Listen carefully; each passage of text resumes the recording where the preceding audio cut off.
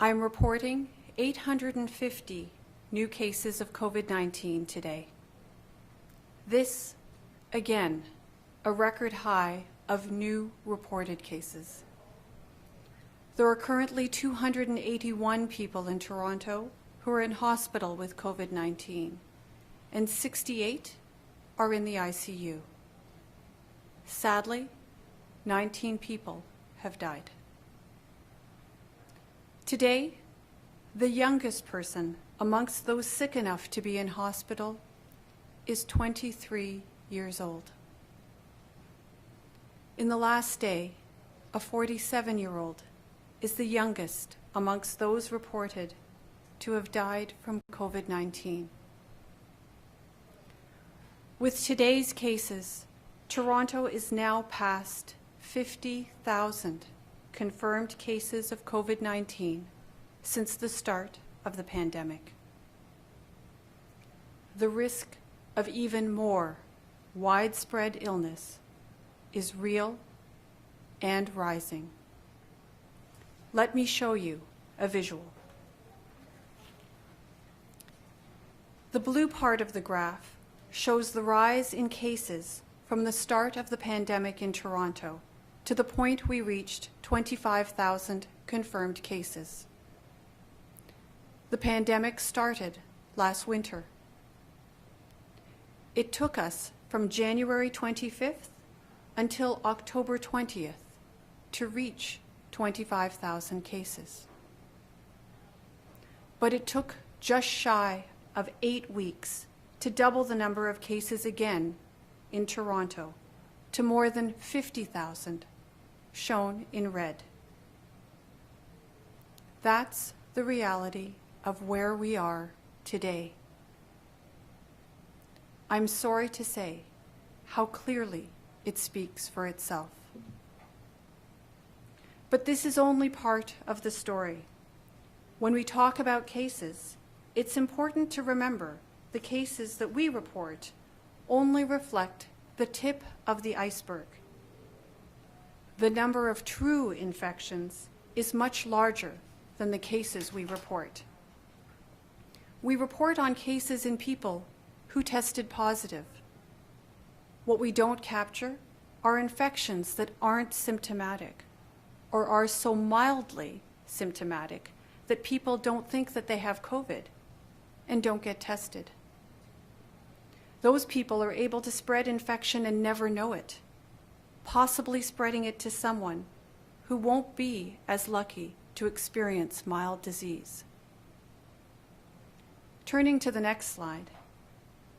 This slide shows how much time people spent at home between January and early December of this year based on anonymized cellular data.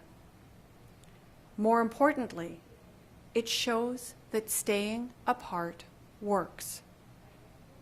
Last spring, we were able to flatten the curve.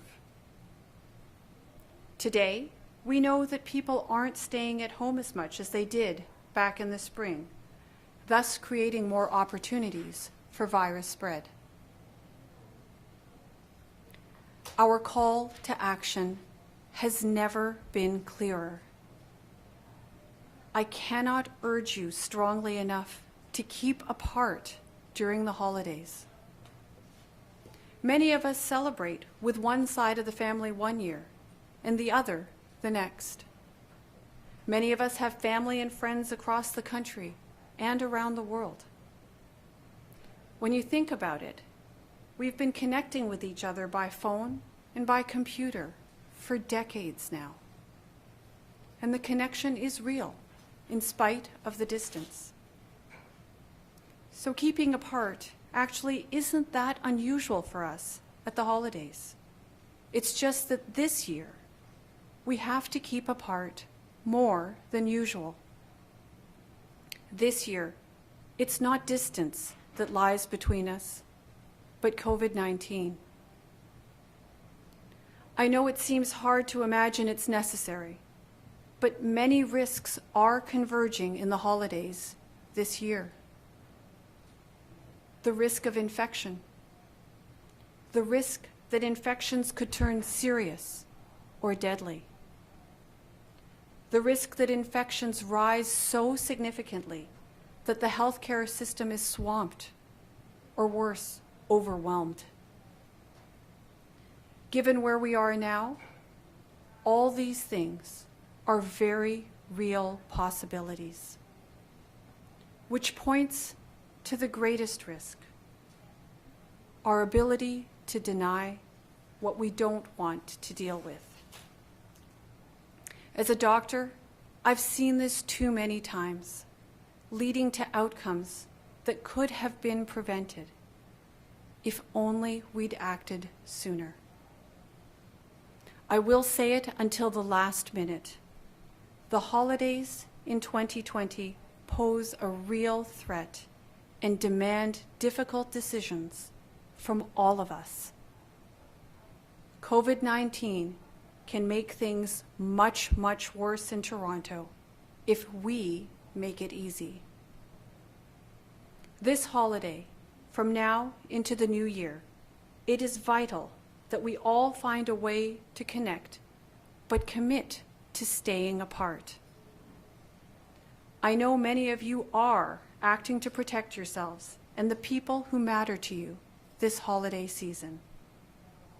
In the coming days, I'm asking all of you who are doing differently over the holidays to lead by example and to speak up. Directly encourage the people you know and care about to commit to the same thing, keeping apart for the good of everyone.